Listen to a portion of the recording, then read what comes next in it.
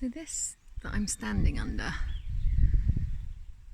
is a lime tree, also known as Linden,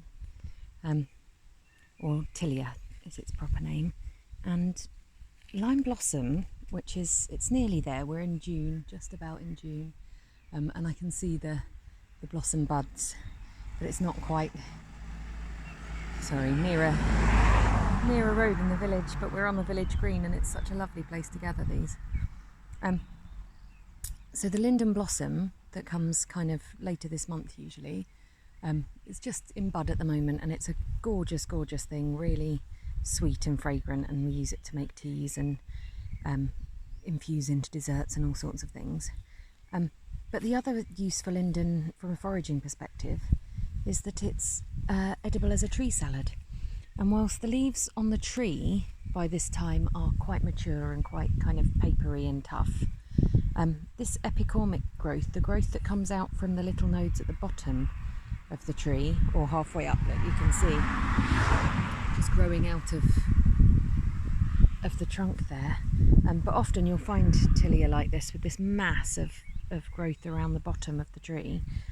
And that means that there are lots of very young, like this, very young, sweet little leaves. And these are still good to eat as a salad. So I find that the best time to eat Tillia leaves is when they're shiny, when they're super young and they've just emerged. And they've got this real sheen on the leaves, can you see? And for me, that's when they're most palatable. And they're quite tasty. And quite a nice way to bulk up a salad, as you can see, without even touching the bulk of the tree. We have this huge, huge bush of Tillia leaves that are all at a much better stage for eating.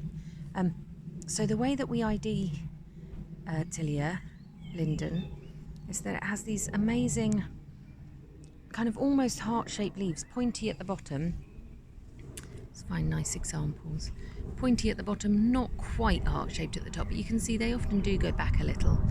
And they have these lovely branching veins. So central vein, vein out from the middle, little veins out from each of those.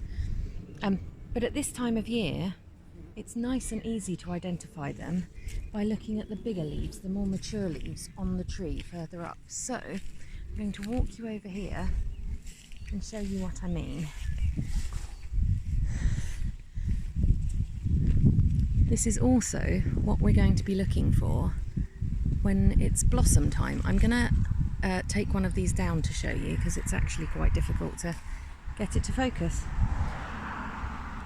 So this is a big linden leaf, and growing just underneath the bigger leaves, these heart-shaped ones, are these kind of leaflets, and I don't know what the proper name is for them.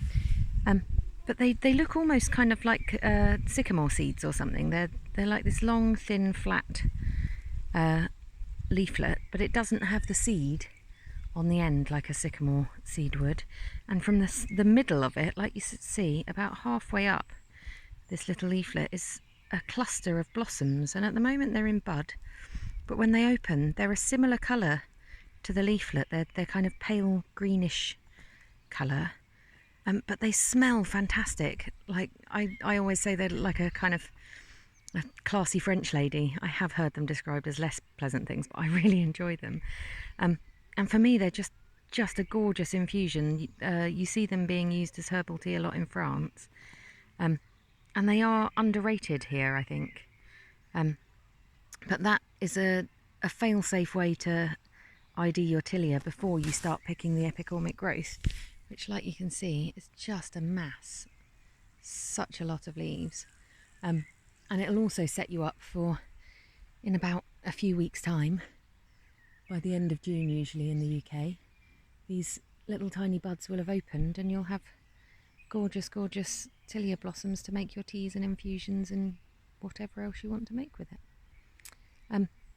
Do press like and subscribe. I'm making a few more videos today, and we'll be uploading them over the next few days.